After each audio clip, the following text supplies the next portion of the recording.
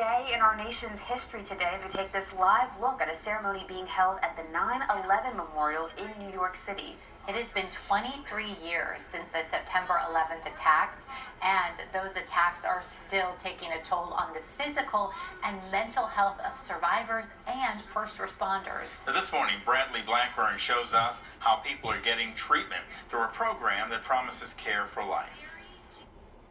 On September 11th, 2001, NYPD Detective Robert Jordan went into the cloud of white debris after the Twin Towers fell. And when we got down there, it was like night.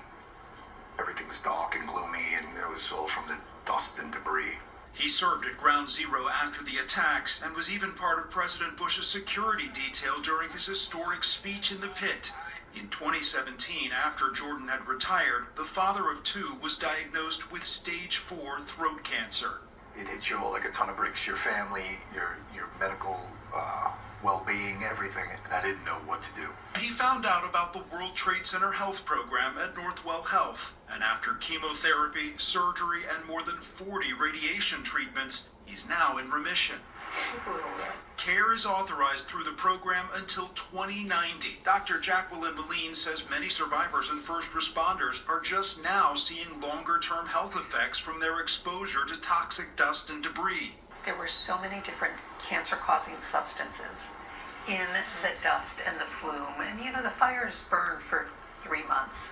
So there was continued exposure. Thousands of new patients enroll in the World Trade Center health program every year, and cancer is a frequent diagnosis. When I got sick, I figured I'd be one of the last ones, and I was basically one of the first.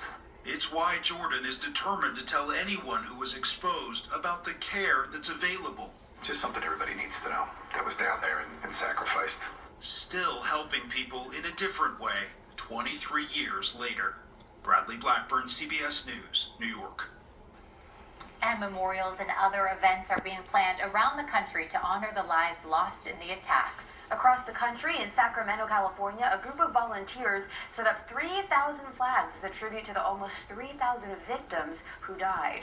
And this memorial is not only to remember those lost. Organizers say it's also an opportunity to help the younger generations understand what happened.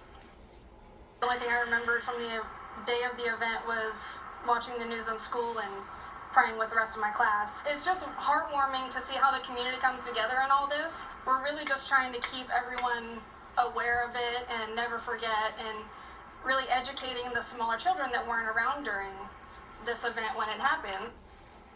And organizers say they hope to pass this on to the next generation to continue this tradition. And back here in Maryland, American flags line Putty Hill Avenue in Parkville to honor the lives lost.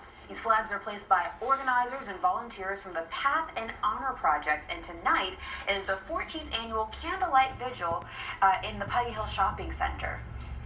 So the ceremony starts at 6:45. It will include reading the names of the 75 Marylanders killed on 9/11 and are sent to honor guests, including Gold Star families.